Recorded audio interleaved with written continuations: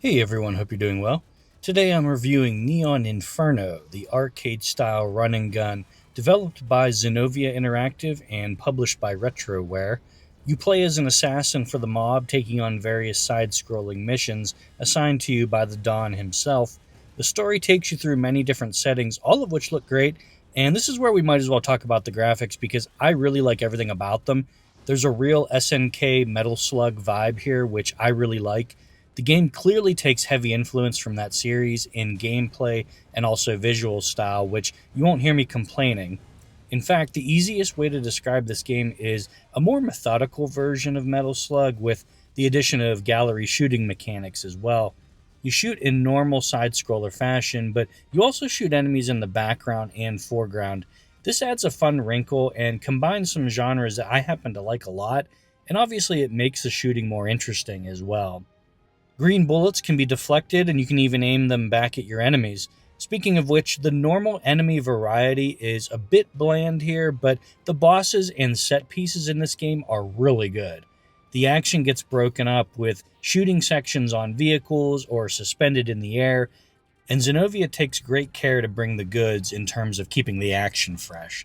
These types of arcade experiences are typically short, which is the case here. The game clocks in at about 2.5 hours, but that time is packed with tons of memorable sections and bosses.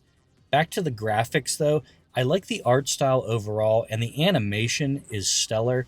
The Metal Slug influence is most prominent here. As you can tell, the devs put a lot of work and frames into every character, vehicle, and robot's movements, not to mention everything going on in the background and foreground. This is just a great example of understanding what kind of game you're making and where your time and effort should be spent. The sound design is satisfactory with a shredding yet slightly offbeat soundtrack that I'd like to listen to in isolation sometime and pick out my favorite tracks. The harder difficulties and arcade mode will have to keep you busy, as those are what you're left with after beating the game, but this really feels like an arcade cabinet from 1992 that was ported to modern consoles.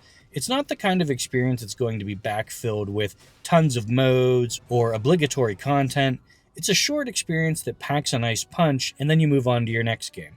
I'm not into harder difficulties usually, but this was still worth the price to me just to play through once. At $19.99, this game is quality over quantity as long as you don't mind a brief experience. Each mission is fun and memorable, and I don't mind a short game occasionally. I can also try to beat this game again in one sitting, which is kind of cool. I managed to snag this game in a buy one get one free sale, so it was basically half off, but grab it at any price if you're okay with the short playthrough time. If you're not sure, wait for a sale and then grab it, but either way, I think it's worth a buy as long as you like these retro style games. If you do, I think you'll like it. Not much else to say on this one, so those are my thoughts on Neon Inferno. What do you think? Do you have this game? If not, does the game interest you? Let me know in the comments. Thank you for watching this, and I hope to see you next time.